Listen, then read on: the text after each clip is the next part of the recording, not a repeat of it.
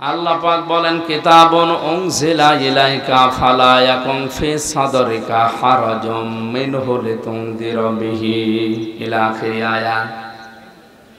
এই যে কিতাব আপনাকে আমি দিয়েছি, এটা দিয়ে মানুষদেরকে সতর্ক করবেন, আর ওই সময় যেন আপনার মনে কোনো সংকীর্ণতা, দ্বিধা, দ্বন্দ্ব, ভয়, ভীতি, সংশয়, সন্দেহ এগুলো কাজ না করে। এখানে হারাজনের ব্যাখ্যা পেয়েছি আমি তাফসিরে দুইটা। এক নম্বরে হারাজনের ব্যাখ্যা হচ্ছে কোরআন দিয়ে যখন তাফসির করতে যাবেন, অনেক মানুষ কোরআনের বক্তব্য না বোঝার কারণে ভুল বুঝতে পারে। এরকম মানুষ আছে দেশে। দ্বিতীয় ব্যাখ্যা হচ্ছে কোরআন দিয়ে যখন তাফসির করবেন, তাফসির শব্দের শাব্দিক অর্থ হচ্ছে খুলে ফেলা। আবরণ দিয়ে ঢাকা আছে, আবরণ ফেলে দেওয়া। ঢাকনা দিয়ে ঢাকা আছে, ঢাকনা তুলে ফেলা। এখন এই যে জিনিসটা জড়ানো আছে, এই আবরণ যদি কেউ খুলে ফেলে, এই কাপড়টা ভেতরে বুঝতে পারবেন যে কি আছে। আমার তো মনে হচ্ছে ভেতরে মনে হয় একটা বাস আছে, সবই ফাঁপা। বাইরে থেকে মনে হচ্ছে কি না কি। আবহমান কাল থেকে ঈমান ইসলাম মনে করে অনেক নিয়ম নীতি আমাদের এই তিনটা দেশে, বিশেষ করে ভারত, পাকিস্তান, বাংলাদেশে অনেকেই ইবাদত মনে করে চালিয়ে আসছে, অথচ এগুলো ইবাদত নয়। এই তিনটা দেশে ডক্টর আব্দুল্লাহ জাহাঙ্গীর মানে প্রায় 500-র উপরে জাল হাদিস প্রমাণ করেছেন যে এগুলো হাদিস না, মানুষের মুখের কথাকে মানুষ হাদিস বলে চালিয়ে দেয়। তার ভেতরে অন্যতম আউয়ালু মা খালাকাল্লাহু নূরি, সর্বপ্রথম আল্লাহ নবীজির নূর বানিয়েছেন। এটা মিথ্যা কথা, এটা একটা আরবি প্রবাদ। এটাকে হাদিস বলে অনেকে চালিয়ে, বিশেষ করে কুমিল্লা, ফেনী এই লাইনের অনেকে ওয়াজ করছে সুর দিয়ে, সর্বপ্রথম আল্লাহ নবীর নূর বানিয়েছেন, ওনারে না বানালে কিছুই বানাতেন না। অথচ কোরআনে কারিমে আল্লাহ প্রমাণ দিয়েছেন সর্বপ্রথম আল্লাহ পাক বানিয়েছেন কলম। কি? নুন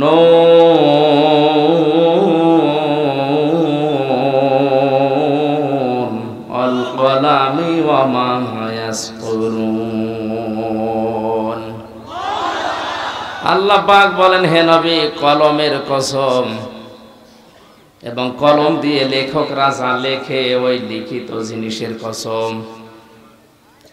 এই জন্য আমরা যারা কলম, অনেকে মনে করছে আবার কি কয়েক ইঞ্চি জিনিস, এটার এত দাম কিসের? না, তামাম দুনিয়ার যত ভালো কাজ, খারাপ কাজের মূলে কিন্তু কলম। মানুষের ফাঁসির রায় লেখে কি দিয়ে? জমি জাল দলিল করে নেয় কি নিয়ে? একটা মানুষকে সাদা থেকে কালো বানিয়ে দেয় কি দিয়ে? যত কিছুর মূলে আপনি হাত দিয়ে দেখবেন কলম। এজন্য কলমের অনেক দাম। এটা যার হাতে থাকে ওকেও আল্লাহ কসম দিচ্ছে, সাবধান, তুমি যা লিখছো এই লিখিত জিনিসেরও কসম দিলাম। হয়তো অধ্যাপক সাহেব 20 বছর পরে পৃথিবীতে থাকবে না, এমন কিছু লিখেছে যেটা থাকবে। ওইটার দ্বারা জাতি যদি উপকার পায়, আল্লাহর পথের সন্ধান পায়, কিয়ামত পর্যন্ত কবরের সওয়াব যেতে থাকবে। আর ওইটার দ্বারা যদি পথভ্রষ্ট হয়, আল্লাহর পথ থেকে যদি মানুষকে সরানোর জন্য লিখে থাকে, যতদিন পর্যন্ত মানুষ গোমরাহ হবে ওনার কবরের শাস্তি যেতে থাকবে। এরকম প্রায় 550-র উপরে উনি হাদিস এনেছে। হাদিসের নামে জালিয়াতি, ডক্টর আব্দুল্লাহ জাহাঙ্গীরের লেখা। এই বইটা যদি শিক্ষিত মানুষ পান, কিনে দেখবেন কত কিছু বানানো চলছে, বিশেষ করে এই তিনটা দেশে। তাহলে তাফসীর করলে ওই নিয়ম নীতি ইবাদত বলে টিকবে না, সব বাতিল হয়ে যাবে। এতদিন পর্যন্ত যারা ওটা ইবাদত মনে করে করছে, তারা আমারে ভালোবাসবে? বলেন বলেন। ওই মানুষগুলো তখন মন খারাপ হবে, বলবে এ কি বলে, যারা আমারে নিয়ে এসেছিল হাদিয়া তোফা নজর নিয়াজ দিয়া দূরের কথা, তখন তাড়া দেবে।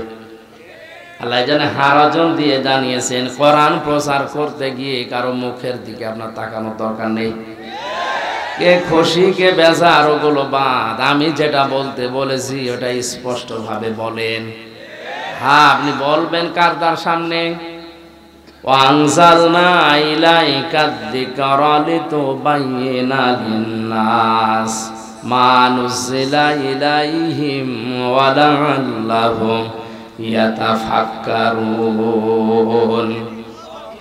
সূরা নাহাল 14 নম্বর পারার 11 নম্বর পৃষ্ঠার 3 নম্বর লাইনের 44 নম্বর আয়াতের শেষের দিকে আছে। এটা তাফসিরে ফি জিলালিল কোরআনে পাবেন। আল্লাহ পাক বলেন, হে নবী, এ কোরআন, এই জিকির, এই উপদেশ বাণী আপনাকে আমি দিয়েছি, এটা শুধু চুমা খাবেন। হ্যাঁ, স্পষ্ট ভাষায় আপনি বর্ণনা দেবেন, ব্যাখ্যা করবেন। কাদের সামনে? লিন্নাস, মানুষের সামনে। কার সামনে? এই যে লাম শব্দটা আরবি গ্রামার অনুযায়ী তাফসিরে ব্যবহার হয় 13টা অর্থে। এর 1 নাম্বার অর্থ হচ্ছে লাম ব্যবহার করা হয় জীবিত মানুষদের জন্য। তাহলে কোরআন প্রচার করা লাগবে জীবিত মানুষদের সামনে না মরা মানুষের সামনে? অথচ এদেশের কৃষ্টি কালচার পাল্টিয়ে ফেলেছে অনেকে, কোরআন পড়াও হয় মানুষ মরে গেলে। আর আমার তো যতটুকু ধারণা, মানুষ মরে গেলে যদি কেউ কোরআন পড়ে, ওর জীবন যদি কোরআনের উপরে না চলে, ওর শাস্তি আরো বাড়বে। কারণ ফেরেশতা আজরাইল একা আসে না, হাজার হাজার ফেরেশতা তার সাথে আসবে।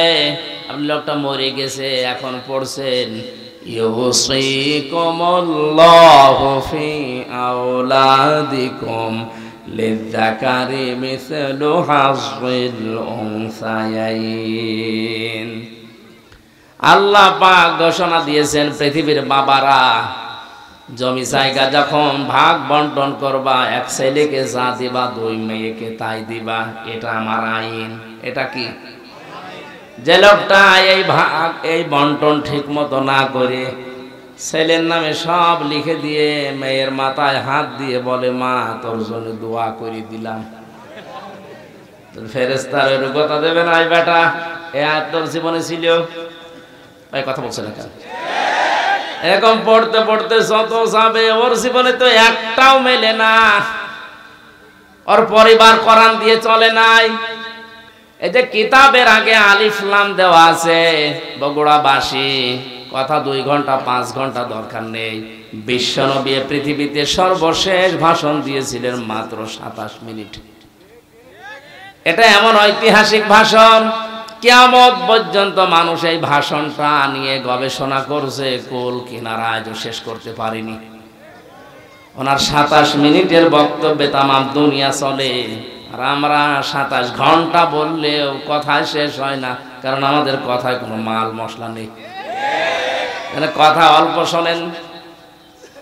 আলিফ লাম দেওয়ার কারণ হচ্ছে, আমরা অনেকে মনে করি আয়াতটা দিয়ে আল্লাহ বোঝাতে চেয়েছেন জালিকাল কিতাবু লা রাইবা ফিহি, এই কিতাবে কোনো সন্দেহ নেই, ভুল নেই, হ্যাঁ মাস্ট বি, এটা ঠিক আছে। কিন্তু বাস্তবতা হচ্ছে আলিফ লাম দেওয়ার পেছনে কারণ, পৃথিবীতে একটা মাত্র কিতাব আল্লাহ নাজিল করেছে যেটা দিয়ে মানুষকে জান্নাতের পথ দেখাতে পারে, তার নাম কোরআন শরীফ। কোরআন ছাড়া জান্নাতের পথ আপনাকে পৃথিবীর অন্য কোনো কিতাব দেখাতে পারবে না। এমনকি হেদায়েত দেওয়ার মতো কোনো কিতাব এখন আর দুনিয়ায় নেই কোরআন বাদ দিয়ে। আয়াতের ব্যাখ্যায় আমি হাদিস পেয়েছি, আল্লাহর নবী বলেন, মানিত্তাবাআল হুদা বিগাইরিল কোরআন আদাল্লাহুল্লাহ। তিরমিজির হাদিস।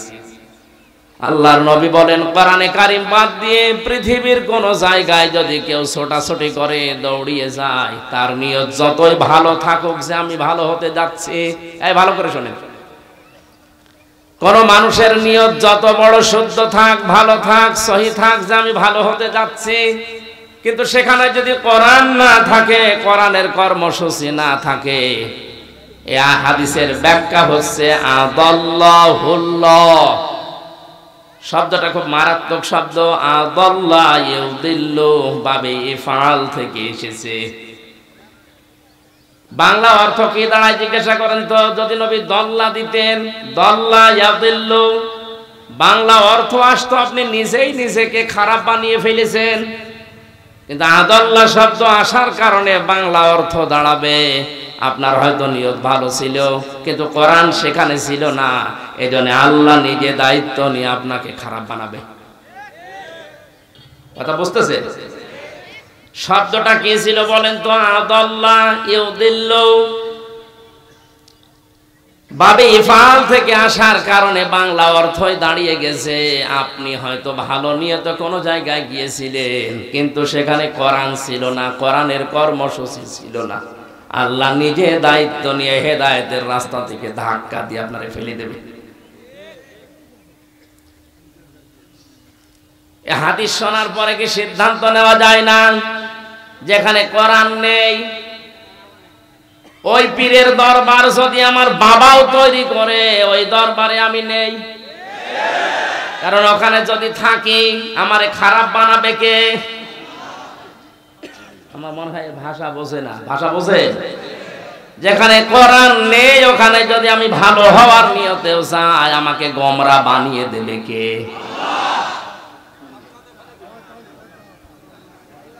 এর বাস্তব প্রমাণ বাংলাদেশের এই দরবারগুলোর দিকে তাকান। 48,000-এর উপরে সরকারি জরিপে এখন পীর। অধিকাংশ দরবারে দেখতে পাচ্ছি আমরা মানুষ যাওয়ার পরে আরো ভালো হওয়ার পরিবর্তে খারাপ হয়ে যাচ্ছে। আমাদের কুষ্টিয়ার লালনের মাজার মানুষ ভালো হওয়ার নিয়তে এই বগুড়া কুড়িগ্রামে সমস্ত জেলা থেকে বউ ছেলে মেয়ে বেটার বউ নিয়ে যাচ্ছে। ভালো হওয়ার পরিবর্তে আরো খারাপ হয়। আগে বিড়ি খেত না, এখন বিড়ি খায়। আগে গাঁজা কি চিনত না, এখন গাঁজা খায়। ও লোকটা ভালো হয়েছে না খারাপ হয়েছে? খারাপ হওয়ার পেছনে কারণ আমি পেয়েছি হাদিসটা। কোরআন ওখানে চলে না, ওখানে প্রকাশ্য শিরিক চলে। আর আমার তো যতটুকু পাশেই বাড়ি, বাস্তবে দেখেছি সারা বাংলাদেশ মিলিয়ে আপনি যতটুকু গাঁজা পাবেন তার চাইতে বেশি গাঁজা পাওয়া যাবে দরবারে। পুলিশ পাহারা দিয়ে গাঁজা খায়, বলেন সুবহানাল্লাহ। এটা সুবহানাল্লাহ বলার দরকার নেই। এই যে বাস্তবতা বললাম, ওখানে কোরআন নেই, এ কারণে মানুষ যাচ্ছে ভালো হওয়ার নিয়তে। ভালো হচ্ছে না খারাপ হচ্ছে? আরো বিভিন্ন জায়গার নাম নাই নিলাম। তাহলে সিদ্ধান্ত নিয়ে ফেলেছেন যেখানে কোরআন নেই আমি মরণের আগে ওখানে আর যাব না। এটা শুধু সামিয়ানার নিচে না, মানে ওয়াজ তো হয়ে গেছে, কথাটা মেনে নিলে এদেশে আর কিছু থাকবে? কোরআন যেখানে নেই ওইরকম দল যদি আমার বাবাও প্রতিষ্ঠা করে ও দলে আমি নেই, এইটা হালকা রাজনীতি না? মানে আমার মনে হয় মাথায় যদি মগজ থাকে, আপনি হাদিস বুঝেছেন, এরপরও যদি কেউ না বোঝার ভান করে থাকে ওর কপালে আর হেদায়েত নেই।